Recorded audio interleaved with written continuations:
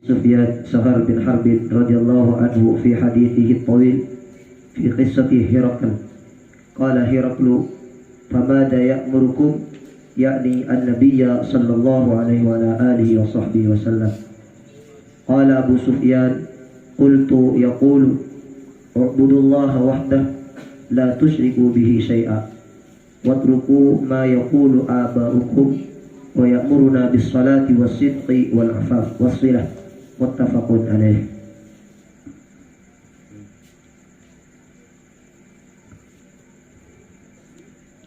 عن أبي ثابت وقيل أبي سعيد وقيل أبي الوليد سهل بن حنيف وهو بدري رضي الله عنه أن النبي صلى الله عليه وعلى آله وصحبه وسلم قال من سأل الله تعالى الشهادة بصدق بلغه الله منازل الشهداء وإن مات على فراشه. رواه مسلم.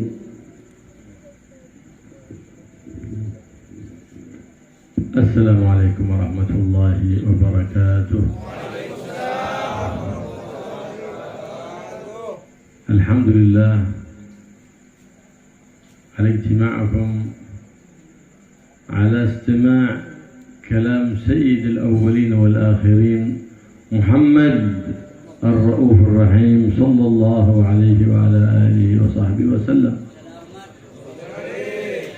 والمقصود من الاستماع الانتفاع، الله يجعلنا وإياكم من المنتفعين بكلام الرؤوف الرحيم والمهتدين به في الأقوال والأفعال والحركات والسكنات، ويبعثنا وحينا على محبته ويشترنا في زمرته في عافية وسلامة يا رب العالمين.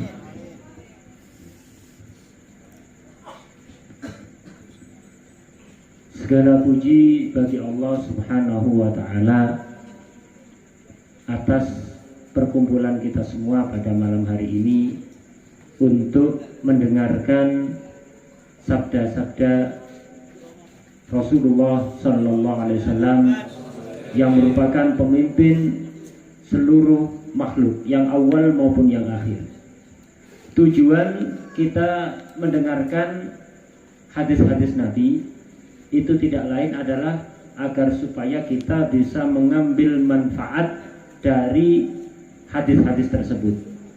Karena itu kita memohon kepada Allah Subhanahu wa Ta'ala, semoga kita semua dijadikan orang-orang yang bisa mengambil manfaat dari hadis-hadis Nabi, bisa mengikuti beliau baik di dalam diam kita atau gerak-gerik kita. Semoga kita hidup dan meninggal tetap berada di dalam jalan beliau dan kelak di akhirat dikumpulkan bersama beliau sallallahu alaihi wa alihi wasallam.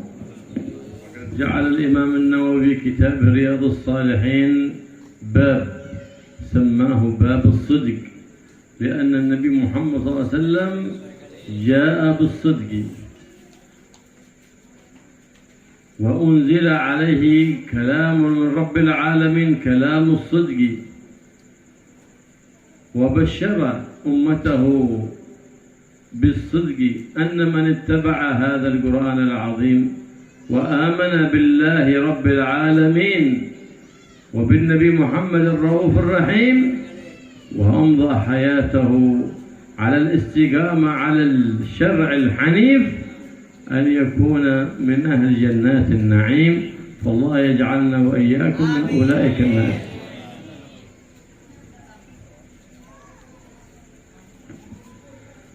Imam Nawawi di dalam kitab Riyadhus Shalihin ini menyebutkan salah satu bab, yaitu bab as-siddiq, kejujuran dan keseriusan. Rasulullah SAW diutus dengan membawa kebenaran.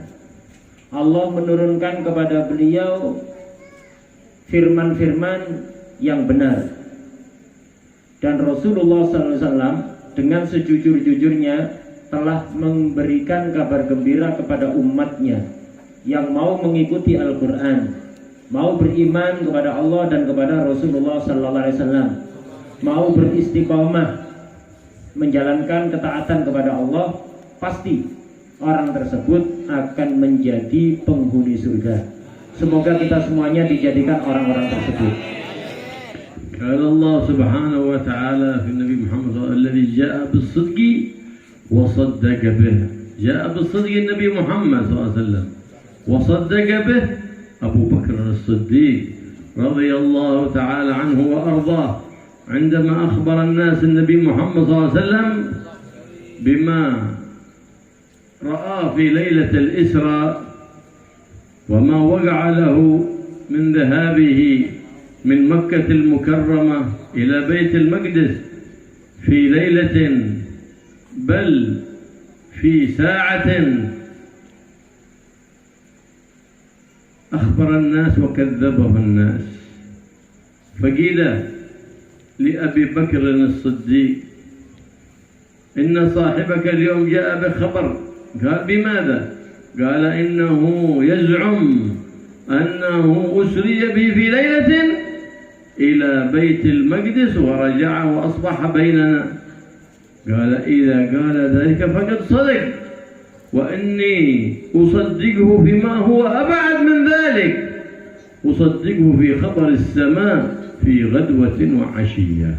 فلهذا سمي أبي بكر الصديق لأنه ما سمع من النبي محمد صلى الله عليه وسلم شيئا إلا وقع في قلبه التصديق بما قال به الحبيب محمد صلى الله عليه وآله وصحبه وسلم.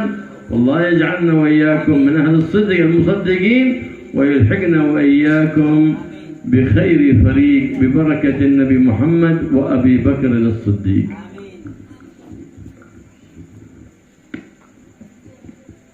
Allah Subhanahu wa taala berfirman tentang Nabi Muhammad sallallahu alaihi wasallam, alladzi ja'a bis-sidqi, seorang nabi yang datang membawa kebenaran, wasaddaqa bihi, dan membenarkannya, mempercayainya, meyakininya Sayyidina Abu Bakar As-Siddiq. Sayyidina Abu Bakar As-Siddiq ini digelari As-Siddiq, artinya orang yang selalu percaya, selalu meyakini apa yang dibawa oleh Nabi. Ini ada sebabnya. Sebabnya yaitu ketika Nabi cerita kepada orang-orang bahwa beliau telah diisrakan oleh Allah. Isra yakni beliau melakukan perjalanan dari Mekah menuju Baitul Maqdis, yang itu jaraknya sangat jauh. Untuk ukuran zaman itu perlu waktu sangat lama. Jadi Nabi cerita kepada orang-orang Mekah waktu itu kalau beliau telah diisrakan, artinya melakukan perjalanan dari Mekah ke Baitul Maqdis hanya dalam waktu yang sebentar, tidak sampai semalam, waktu yang sebentar. Berangkat malam, malam itu juga sudah ada di Mekah lagi. Nabi cerita itu kepada orang-orang, semuanya tidak percaya, semuanya mendustakan. Kemudian orang-orang itu mengatakan pada Sayyidina Abu Bakar, ya Abu Bakar, tuh lihat teman kamu. Dia mengatakan kalau semalam pergi dari Mekah ke Baitul Maqdis, malam ini juga dia sudah ada di sini. Gimana kamu percaya omongan seperti itu? Tidak mungkin ini, kata Sayyidina Abu Bakar. Tidak usah pikir panjang Sayyidina Abu Bakar. Kalau memang Nabi Muhammad SAW mengatakan hal itu, maka pasti benar. Aku tidak ragu sama sekali. Urusan Isra urusan sepele. Aku akan percaya apapun yang dikatakan oleh beliau yang jauh lebih besar dibanding ini. Beliau mengatakan kalau beliau selalu menerima kabar dari langit setiap pagi dan sore, aku percaya, apalagi sekedar urusan Isra. Sebab inilah kemudian beliau dijuluki dengan Sayyidina Abu Bakar As-Siddiq.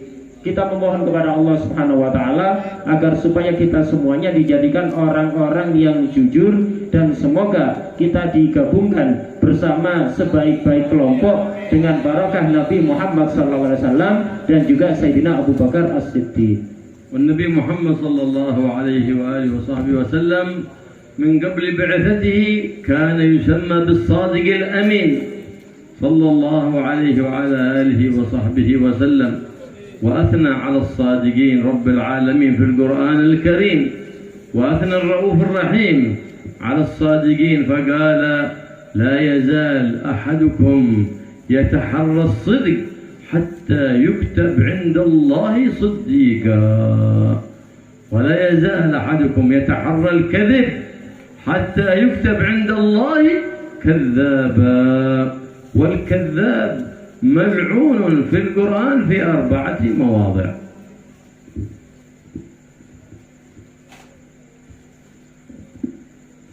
Rasulullah SAW sejak beliau sebelum diangkat jadi Rasul, sebelum beliau diutus, beliau terkenal dengan sebutan As-Shadiqul Amin, orang yang selalu jujur dan amanat, bisa dipercaya. Allah Subhanahu wa Ta'ala di dalam Al-Quran memuji orang-orang yang jujur.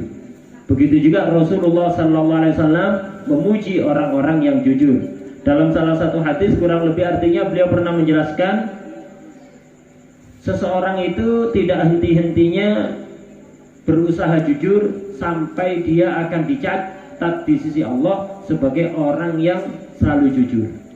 Dan ada orang lain yang selalu dia berbohong sampai akhirnya oleh Allah dicatat sebagai pembohong. Orang yang suka bohong ini dilaknat, dijauhkan dari rahmat Allah di dalam Al-Quran sebanyak 4 kali. كان قبل بعثة النبي محمد صلى الله عليه وسلم الكذب عندهم من العيب الكبير، يخافون من الكذب تذمما، لأن الكذاب كان الناس يبتعدون عنه ولا يجالسونه ولا يصاحبونه ولا يتزوجون عنده، لأنه مذمة عند العرب، كان في الزمان الأول قبل الإسلام، فلهذا كانوا يخافون من الكذب، تركوه ليس خوفا من الحرام، لا، إنما تذمما لما فيه من القبح والوصف الذميم عند كل الناس، فلهذا تركوه تذمما. واليوم نحن نترك الكذب تعبدا، لما نترك الكذب خوفا من الله نثاب على ذلك بأجر عظيم من الله سبحانه وتعالى، لأن الله تعبدنا بترك الكذب وتعبدنا بضده بالصدق، فمن صدق لله أثيب وأجر عند الله، ومن ترك الكذب خوفا من الله أثابه الله سبحانه وتعالى. Orang Arab itu dulu sebelum Nabi diutus jadi Rasul, sebelum diangkat jadi Rasul, orang Arab itu paling benci dengan kebohongan. Mereka benci bohong, bukan karena takut pada Allah, belum ada syariat waktu itu, bukan karena takut haram. Mereka benci sekali kepada kebohongan. Kalau ada orang pernah berbohong, orang Arab zaman dulu itu tidak mau mendekatinya, tidak mau berteman dengannya, dan tidak mau menikah dengan sukunya dia. Jadi satu orang dari satu suku berbohong, semuanya akan dibenci, tidak mau menikah dari situ. Kenapa? Aib sekali, aib yang sangat besar itu bohong.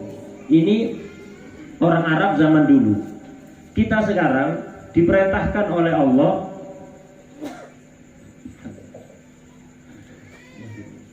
Jadi kita sekarang diperintahkan oleh Allah untuk meninggalkan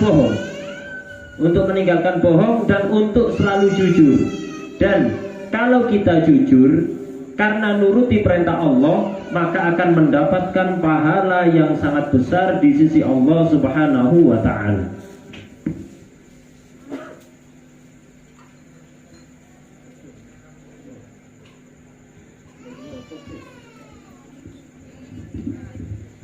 كان النبي محمد صلى الله عليه وسلم في السنة السادسة من الهجرة أرسل رسائل إلى الملوك وإلى الأمراء ورؤساء القبائل يدعوهم للدخول في الإسلام. فمن جملة من أرسل لهم الرسائل هرقل ملك الروم، وكانت هذه الدولة من أكبر الدول، بل هي أكبرها وأقواها في ذلك الزمان.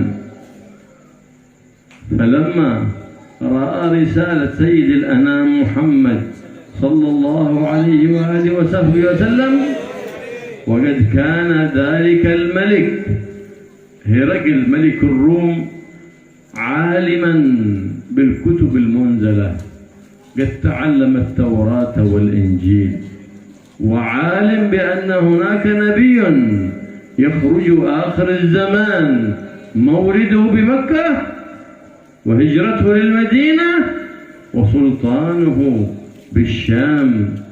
هكذا اطلع من الكتب المنزلة السماوية. فلما قرأ الرسالة قال لأصحابه: ابحثوا، هل هناك أحد أتى إليكم من بلاد العرب؟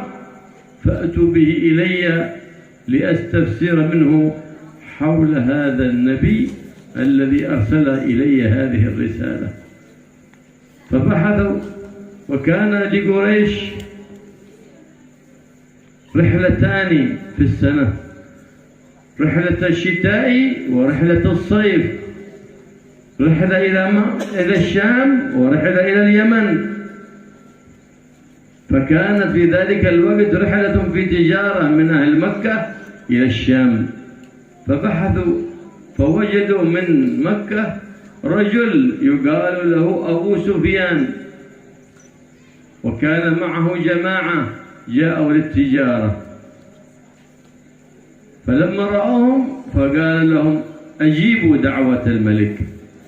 فجيء بهم إلى حضرة هرقل ليستفسر عن ذلك النبي المنتظر الذي يخرج في آخر الزمان، محمد سيد ولد عدنان صلى الله عليه وآله وسلم.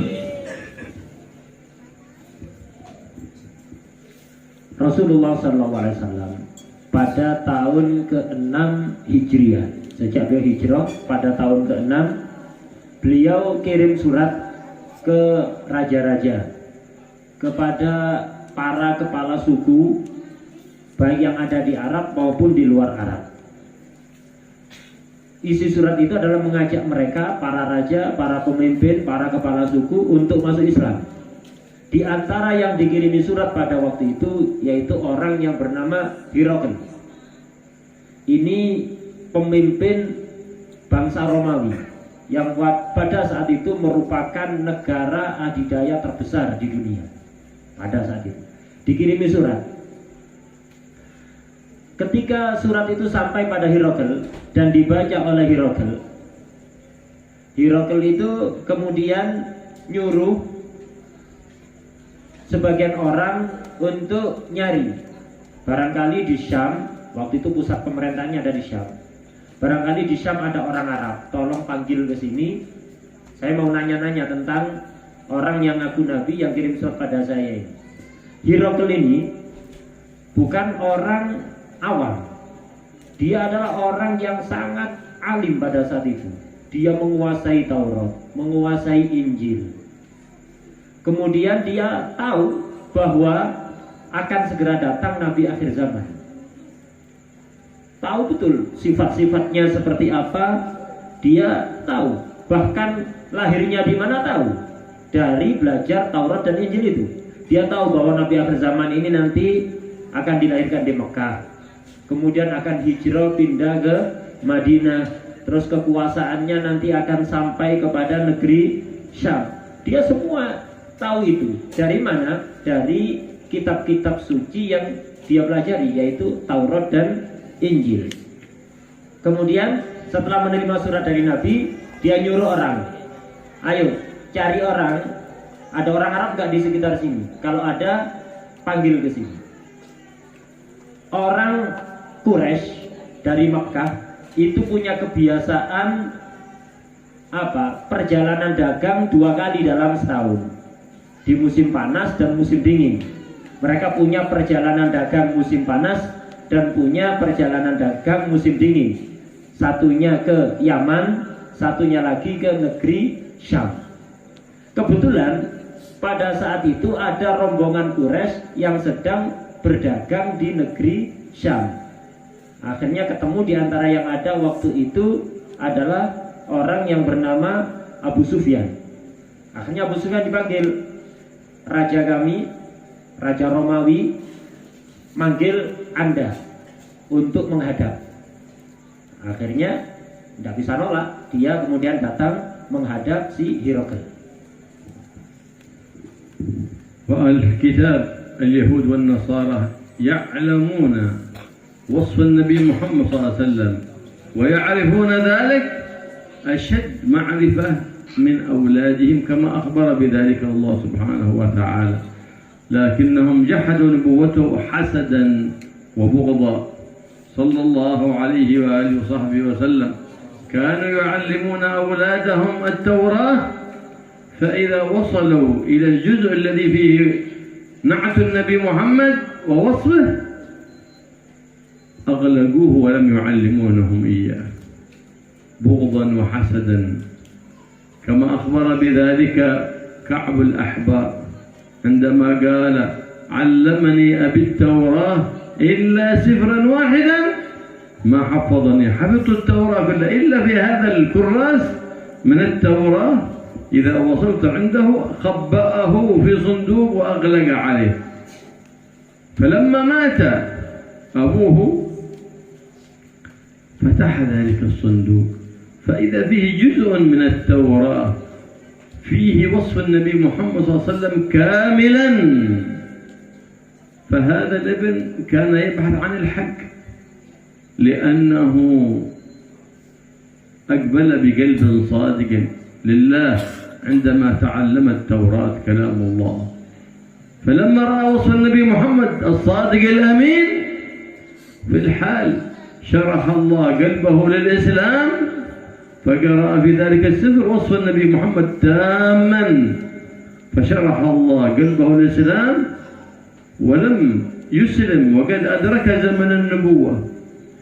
بعد أسلم في خلافة عمر بن الخطاب وكان عالما من علماء أهل الكتاب رضي الله تعالى عنه، فكان يأتي بأخبار أهل الكتاب، وكان سيدنا عمر يحب منه تلك الأخبار لأنه جمع بين معرفة القرآن ومعرفة التوراة ومعرفة الإنجيل، فآمن بموسى وآمن بعيسى وآمن بالنبي محمد صلى الله عليه وعلى آله وصحبه وسلم، فجمع بين جميع الفضائل، فلهذا كان سيدنا عمر يحبه ويحب أن يستمع لكلامه.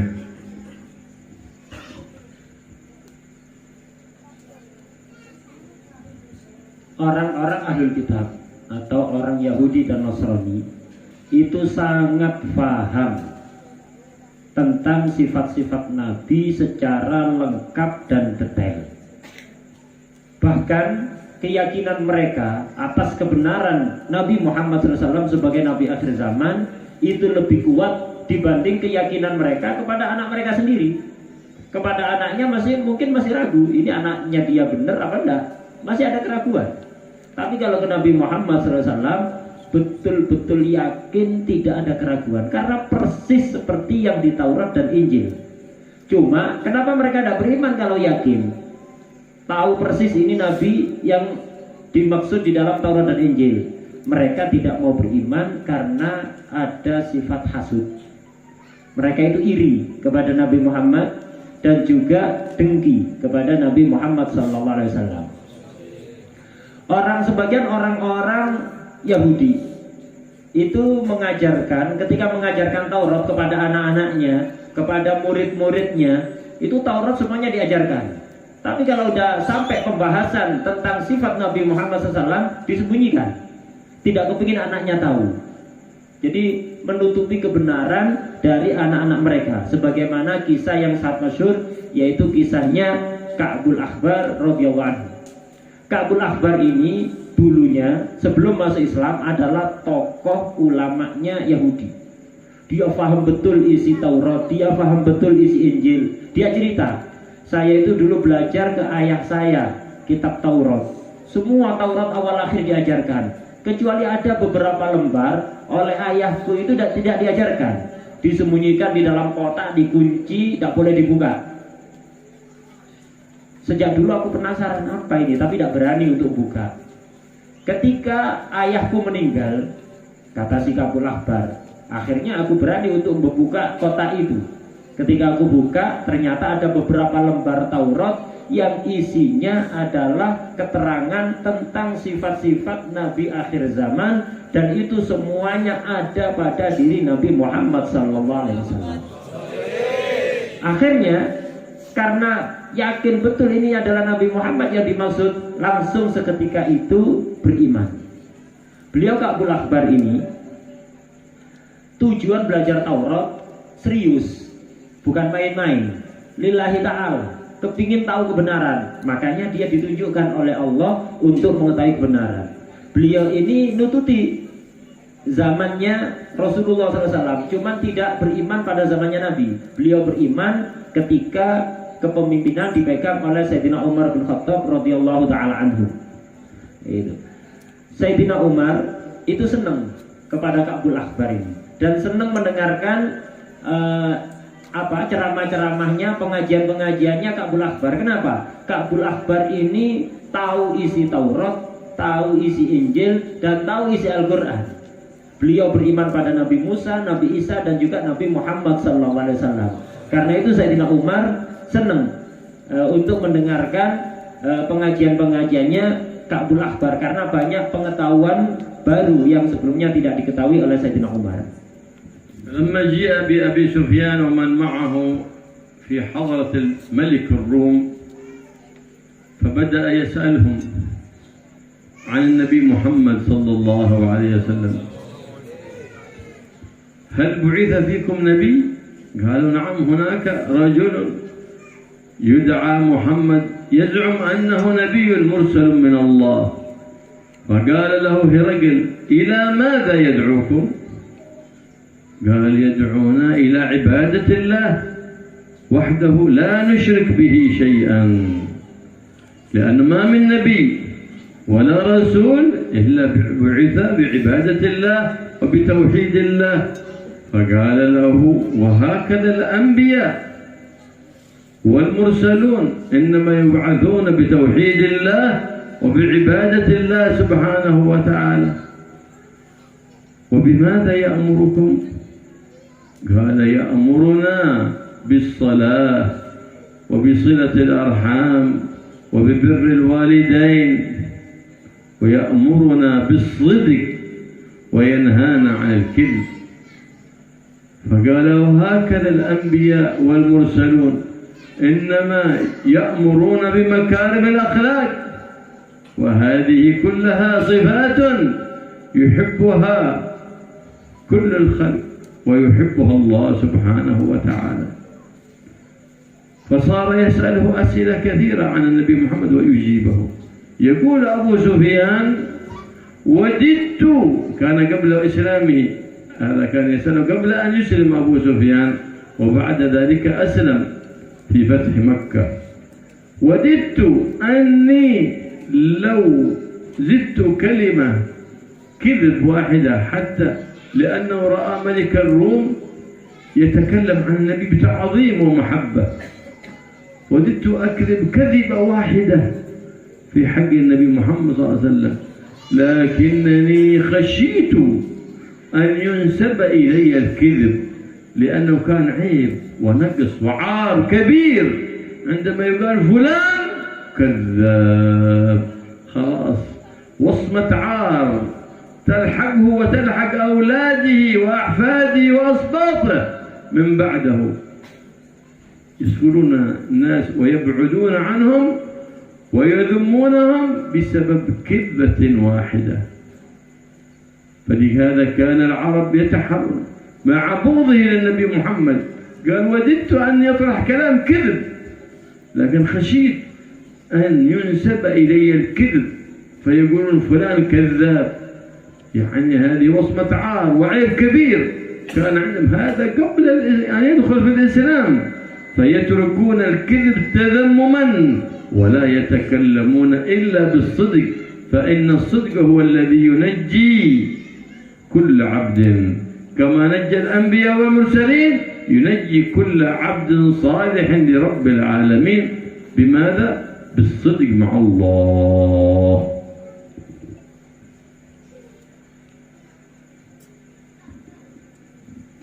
Kembali ke cerita tadi, Raja Herakl dan Abu Sufyan. Abu Sufyan ketika dihadapkan kepada Raja Herakl, si Herakl ini bertanya tentang Nabi. Dia bertanya, apakah ada Nabi yang diutus di tengah-tengah kalian bangsa Arab? Kemudian Abu Sufyan jawab, oh iya benar, ada orang yang bernama Muhammad. Dia waktu itu belum beriman, Abu Sufyan. Ada orang yang bernama Muhammad, dia ngaku-ngaku kalau dia diutus oleh Allah Subhanahu wa Ta'ala. Tanya lagi si Herakl, dia Nabi yang ngaku-ngaku menurut kamu itu ngajak apa dia? Dijawab, dia mengajak untuk menyembah Allah yang Maha Esa, tidak ada sekutu baginya. Kata si Herakl, ya memang begitu ajakan Nabi sejak dulu. Semua Nabi itu selalu mengajak menyembah Allah, mengesakan Allah, mengatakan Tuhan itu hanya satu, yaitu Allah saja. Semua Nabi seperti itu. Kemudian nanya lagi si Herakl, apa yang dia perintahkan kepada kalian? Abu Sufyan menjawab, dia memerintahkan kami untuk sholat, untuk silaturahim, untuk berbakti kepada orang tua, untuk jujur, dan melarang kami untuk berbohong. Kata si Herakl, ya semua Nabi begitu ajakannya. Dari dulu semua Nabi mengajarkan hal-hal itu, mengajarkan akhlak-akhlak yang mulia, mengajarkan kejujuran. Itu semua yang kamu terangkan tadi, itu adalah sifat-sifat yang disukai oleh semua orang dan juga disukai oleh Allah Subhanahu wa Ta'ala. Kemudian Herakl ini bertanya banyak tentang Rasulullah SAW dan dijawab oleh Abu Sufyan. Abu Sufyan itu sempat berpikir, aku ingin bohong sedikit saja sebenarnya.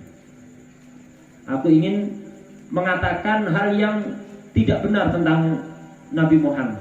Kepingin bohong. Karena apa? Yang membuat dia kepingin bohong, karena dia melihat Raja Herakl ini kok begitu mengagungkan Rasulullah SAW. Takut-takutnya nanti dia iman. Akhirnya Abu Sufyan kepingin bohong. Cuman kemudian dia ingat, waduh, jangan bohong. Karena tadi itu yang diterangkan, orang Arab itu sejak mereka belum beriman sangat benci dengan kebohongan. Sangat benci. Karena kalau orang itu bohong satu kali saja, dulu di bangsa Arab itu, orang itu bohong satu kali saja, dia akan dijauhi oleh semua orang. Bukan hanya dia, anak cucunya dijauhi oleh semua orang. Tidak mau menikah dengan anak keturunannya orang ini. Bohong satu kali saja.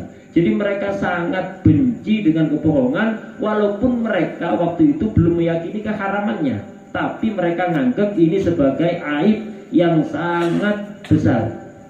Kemudian orang-orang Arab juga kebanyakannya begitu. Walaupun mereka bencinya kepada Rasulullah SAW itu luar biasa, tapi mereka ketika ditanya tentang Nabi, mereka akan ngomong yang sebenarnya. Tidak bakalan berani bohong karena tadi itu takut aib, takut dia dibenci oleh orang lain. Itu.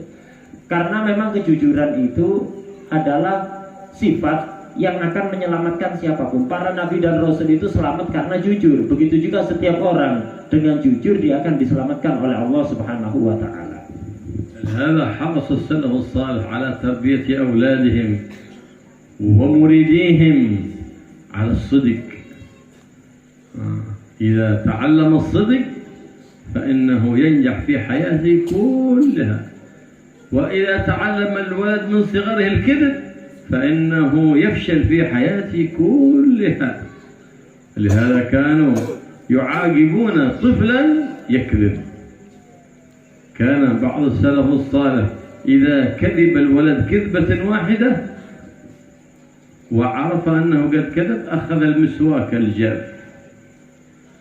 ولاكه في أسنانه وفي لثته حتى يخرج الدم من بين أسنانه، ثم يقول أبصق، فيبصق دما، فيقول يا ولدي شوف هذا الدم من الكلمة الخبيثة، الكذبة التي كذبتها، هذا هو الدم. في الدنيا وفي الآخرة عقابه النار. انتبه، خلاص يبغض الولد الكذب ولا يكذب أبدا.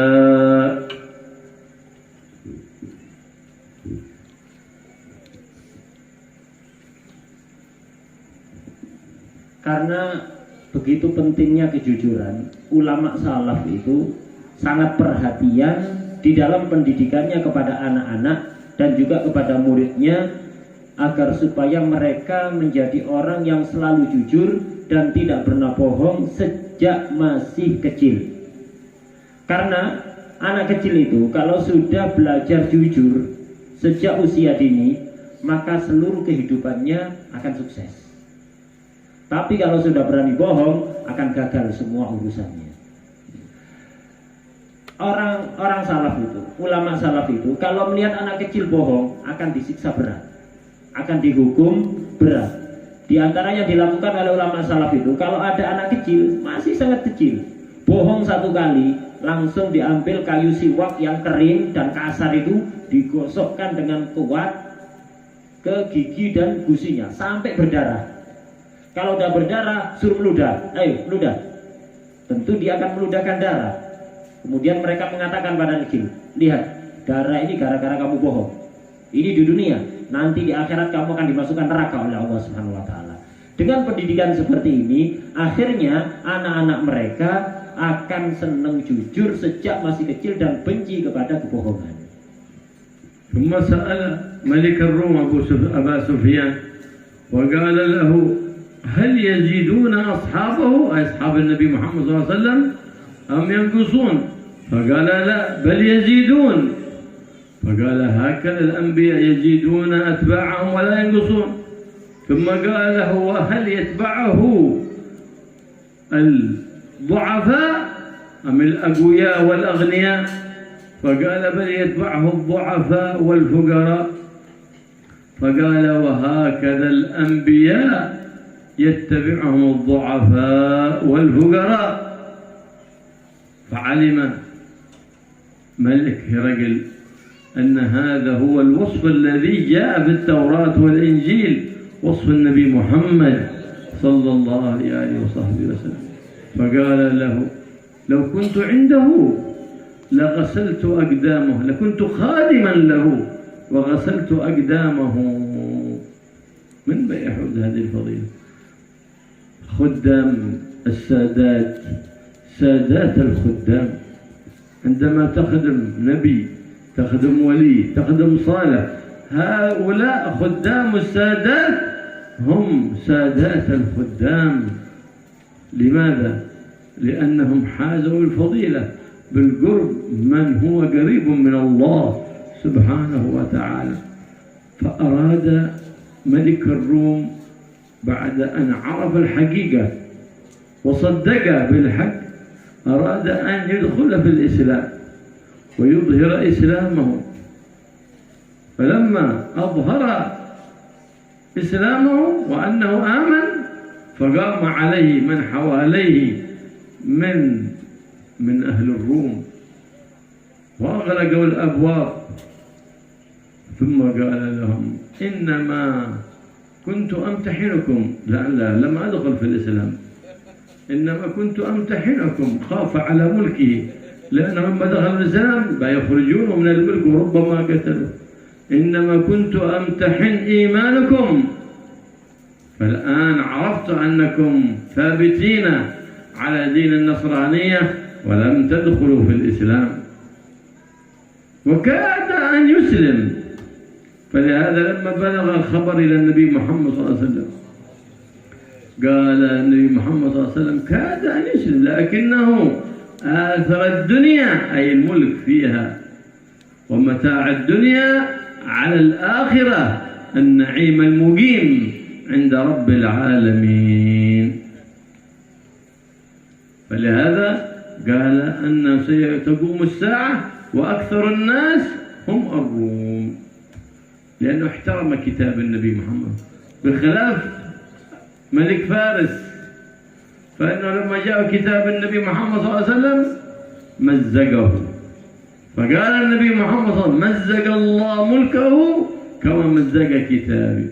فلهذا مزق ملكه عندما فتح المسلمون بلاد فارس، ولم يبقى لهرقل ذكر أبدا،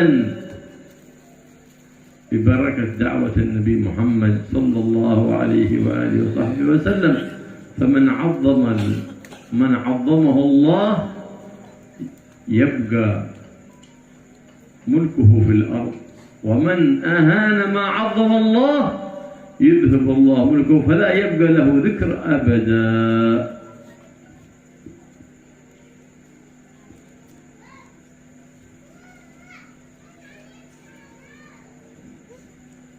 Kembali kepada kisah Hiraql dan Abu Sufyan tadi.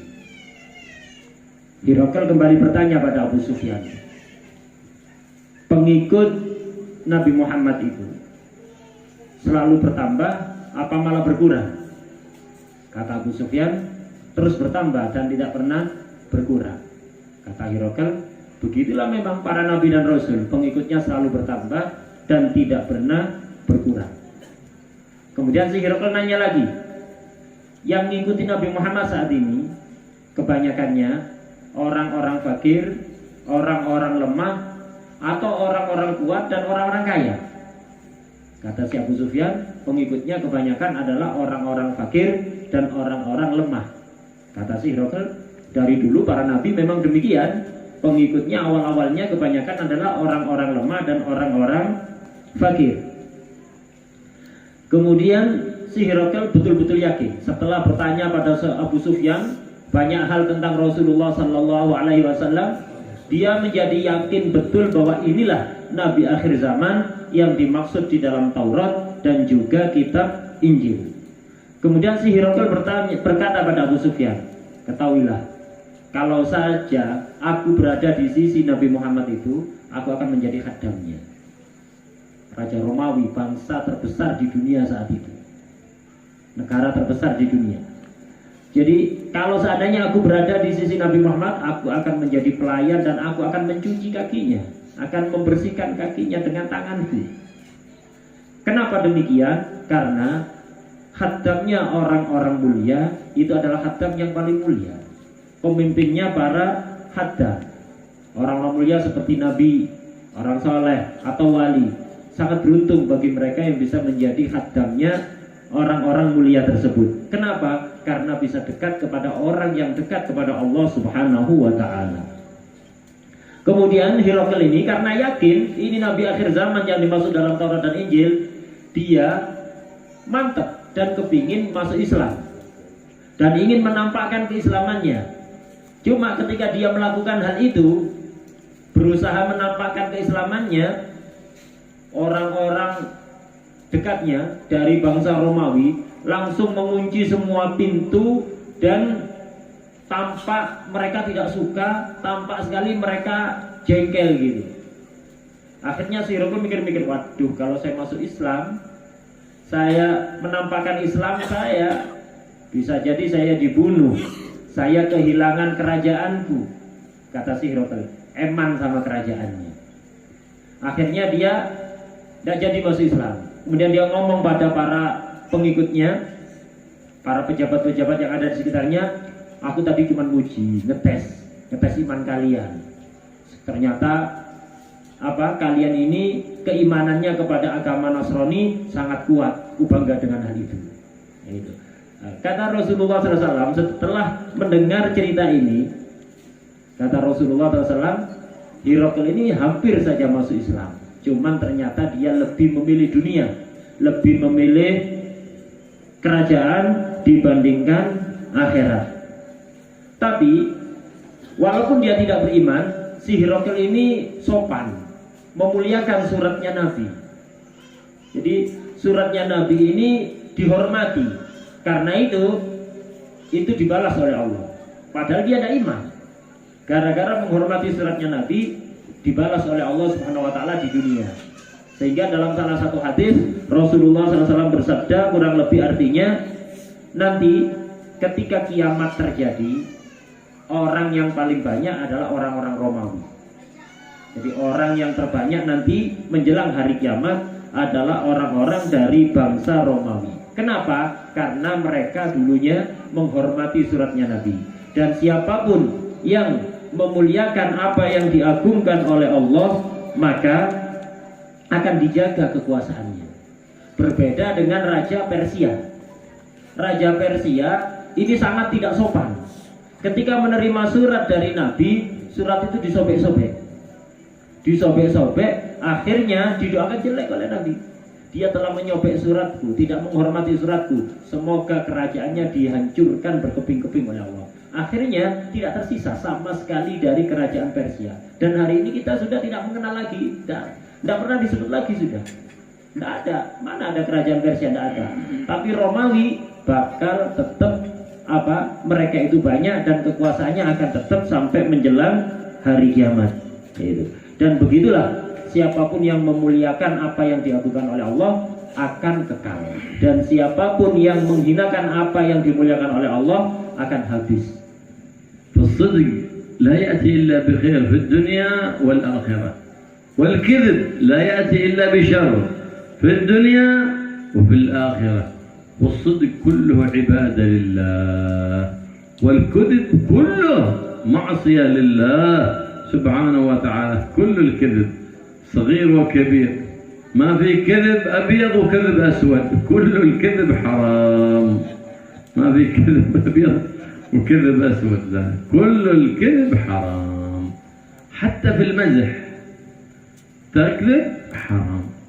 النبي محمد صلى الله عليه وسلم كان يمزح، إنما نهى عن كثرة المزاح وأنها تذهب الخشية من القلب، لكن كان يمزح النبي محمد صلى الله عليه وسلم، فإذا مزح لا يقول إلا حقا ولا يقول إلا صدقا. النبي محمد صلى الله عليه وعلى آله وصحبه وسلم جاءه رجل وقال يا رسول الله احملني،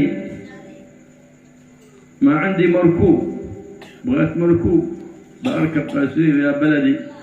قال سنحملك على ولد الناقة. فقال ذلك الرجل وإيش ولد الناقة، ماذا بفعل به؟ فقال هل الجمل إلا ولد الناقة؟ فضحك ذلك، لأن الجمل الكبير كان في الأول كان صغير. قال سنحملك على ولد الناقة، وكل جمل هو ولد ناقة. جاءت امرأة عجوز إلى النبي محمد صلى الله عليه وسلم يا رسول الله اجعلي أكون من أهل الجنة. فقال النبي محمد صلى الله عليه وسلم لا يدخل الجنة عجوز، لا شيبة ولا عجوز، ما يدخل الجنة فقط العجوز. فقال إنما يدخلون الجنة شبابا وشبانا وشابات أبناء 33 سنة، ما يدخل حد شيبة أورنج توه، كله ثم شباب تروس مودة في زرقة إن شاء الله.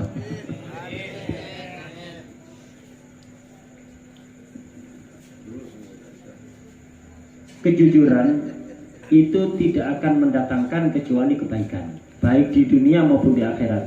Sebaliknya, berbohong itu tidak akan mendatangkan kecuali kejelekan di dunia maupun di akhirat.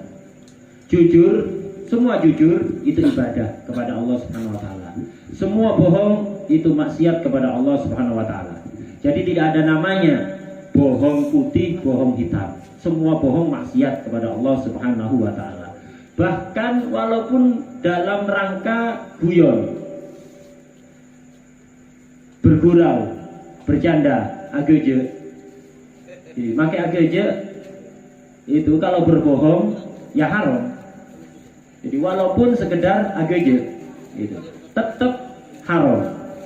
Rasulullah SAW itu bergurau kadang-kadang. Nabi itu melarang untuk kebanyakan guyon, kebanyakan bergurau, itu dilarang. Kenapa? Orang yang banyak bergurau itu akan hilang dari hatinya rasa takut kepada Allah Subhanahu wa taala. Tidak punya rasa takut pada Allah kalau kebanyakan bergurau. Dan Rasulullah itu kalau bergurau tidak pernah bohong. Bercandanya Rasulullah itu jujur, tidak ada yang bohong. Salah satu contoh gurauan Rasulullah SAW. Pernah ada seorang laki-laki itu melihat Nabi itu punya onta. Orang ini tidak punya onta untuk tunggangan. Akhirnya dia minta, ya Rasulullah, kasih aku tunggangan, kasih aku hewan tunggangan. Kata Rasul, iya, kamu saya kasih tunggangan anak onta. Dia mikirnya si orang ini anak onta kecil, tidak bisa ditunggangi. Rasulullah, Gimana aku akan naik anak onta Rasulullah? Kata Rasulullah, terus ada tak onta anaknya sapi? Kalau onta ya anaknya onta. Jadi walaupun onta besar dulunya ya kecil anaknya onta. Jadi tidak ada onta anaknya sapi, itu tidak ada. Jadi onta ya walaupun besar ya anaknya onta. Nah, ini model percandaan atau gurauan Rasulullah SAW. Contoh lain, Rasulullah bercanda, pernah ada orang perempuan tua gitu datang pada Nabi serius minta didoakan agar masuk surga. Rasulullah bergurau dengan perempuan ini. Kata Rasulullah, tidak ada orang tua yang masuk surga. Lagi perempuan tidak ada yang masuk surga. Semua orang tua tidak ada yang masuk surga. Si perempuan tadi nangis. Akhirnya kata Rasul tersenyum. Kata Rasulullah, benar, tidak ada orang tua masuk surga. Kenapa? Semua penghuni surga akan dikembalikan muda oleh Allah Subhanahu Wa Taala. Semua penghuni surga umurnya 33 tahun. Muda terus insyaallah, semua muda terus insyaallah. Insyaallah semua muda terus. Fi khair wa lutf wa afiyah ya rabbal alamin.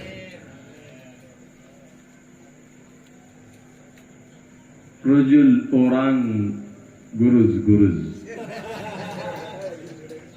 لكن عنده صدق قوي وإيمان قوي يقوم أمام الأسد ولا يخاف من الأسد بل يقود الأسد بأذنه.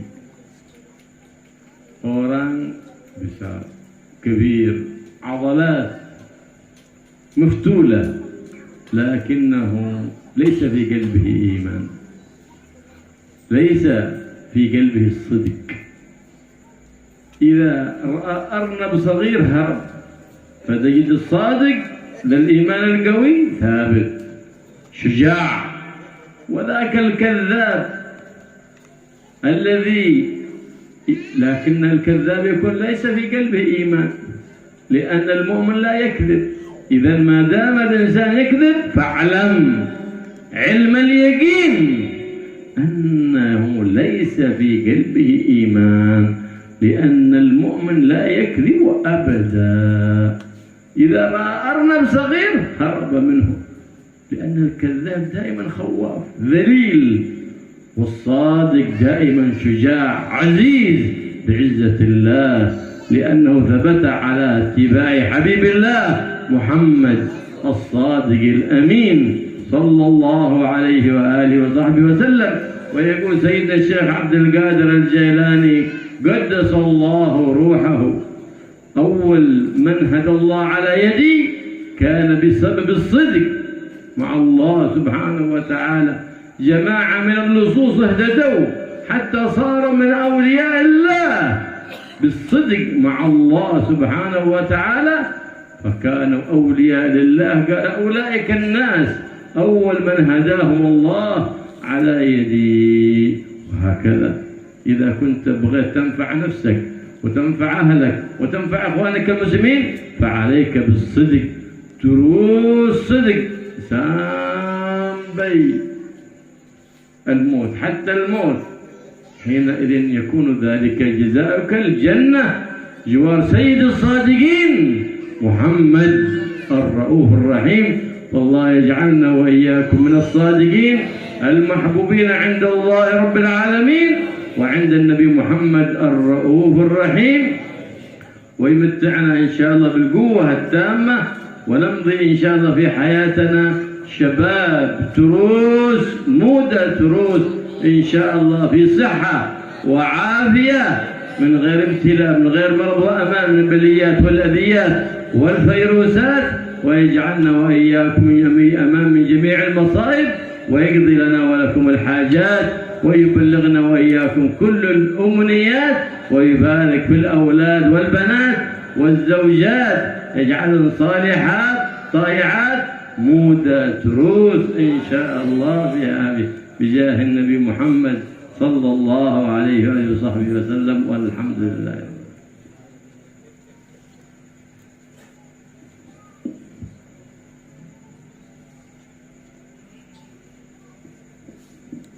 orang itu kalau jujur, dia akan menjadi pemberani.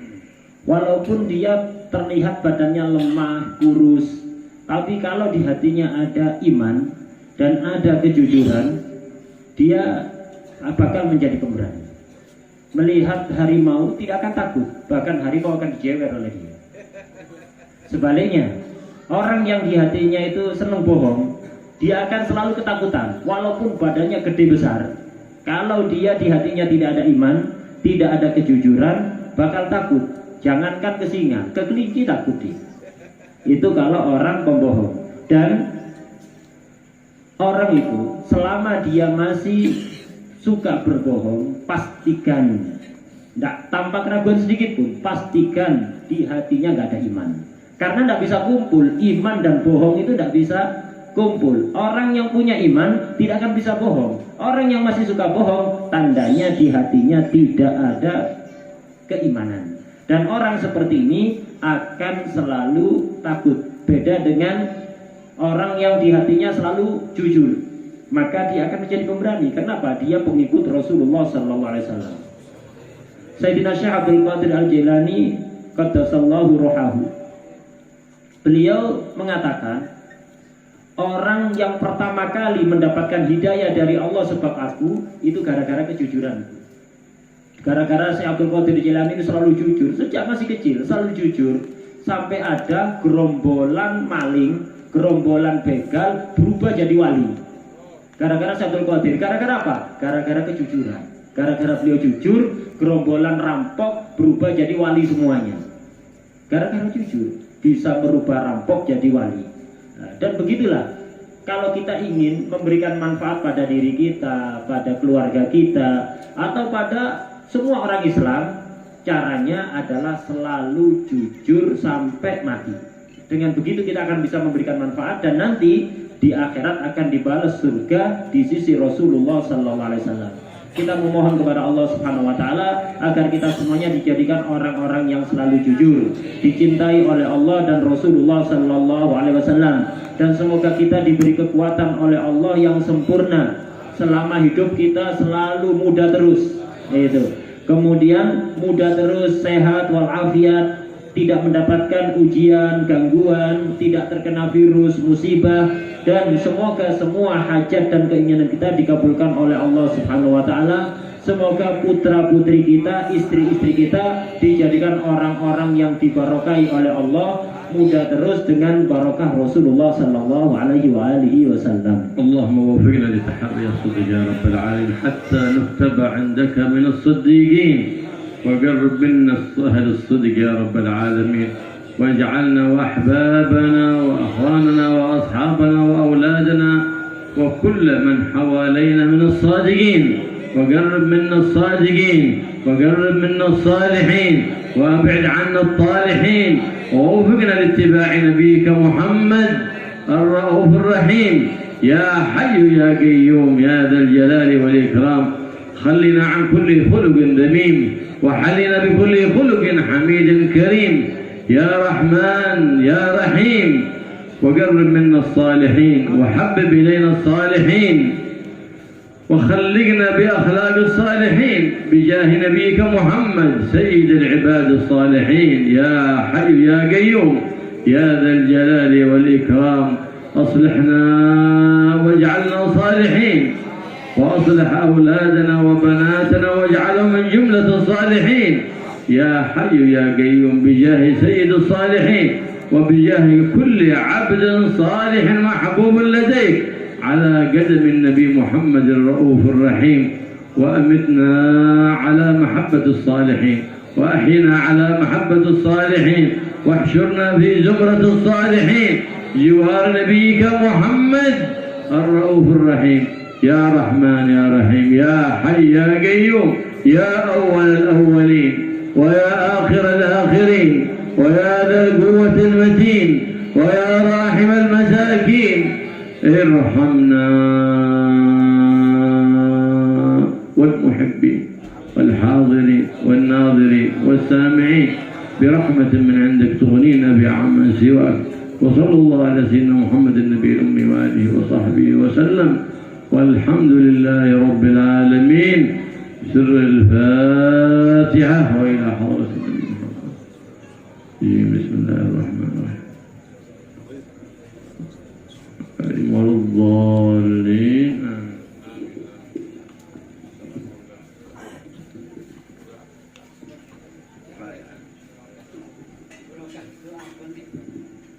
بسم الله الرحمن الرحيم. الحمد لله رب العالمين. اللهم صل وسلم على سيدنا محمد وسلم تنجينا بها من جميع الاحوال والافات واغفرنا بها جميع الحاجات واصلحنا بها من جميع السيئات وارفعنا بها عندك على الدرجات وانك اختار خيرات من خيراتك في الحياه والظلمات. اللهم انا نسالك علما وحلما وحكمه وايمانا ويقينا وتقوى وارزقنا قوه الفهم والحفظ والصحه والبلاغ والساتين عليك وعدم الخوف الى منك. اللهم قوينا على الطاعه وقوينا بالمعاصي واهدنا واهدنا واصلحنا اصحابنا فقنا وقبنا وهمنا وهمنا وبالكل ويقول ونصر الصالحين. اللهم وفقنا لما تحب الله ولا تكلنا لانفسنا ولا الى تدبير احد قبل الله سبحانك يا الله يا رب العالمين. صلى الله على سيدنا محمد وعلى